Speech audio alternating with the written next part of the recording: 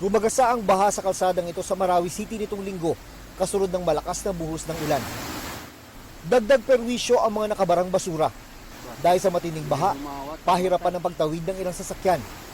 May mga stranded sa gitna ng kalsada. Sa ibang bahagi ng lungsod, pinasok din ng tubig ang ilang bahay. Nagmistulang ilog naman ang bahaging ito ng National Highway sa Tacurong City sa Sultan Kudarat.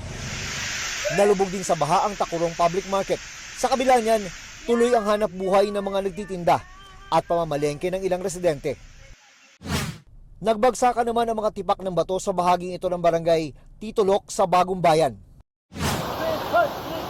Sa Santa Maria, Davao Occidental, pinagtulungang buhatin ang motorsiklong ito para maitawid sa sapa. Ayon sa mga residente, mabilis tumaas ang level at bumilis ang agos ng tubig dahil sa naranasang malakas na ulan. Pami-pamilya naman ang inidikas at pansamantalang dinala sa evacuation centers dahil sa mga pagbaha sa parehong bayan. Ayon sa Pag-asa, thunderstorms na epekto ng easterlies ang nagpaulan sa ilang bahagi ng Mindanao nitong mga nakalipas na araw. Para sa GMA Integrated News, June Veneracion, nakatutok, 24 oras.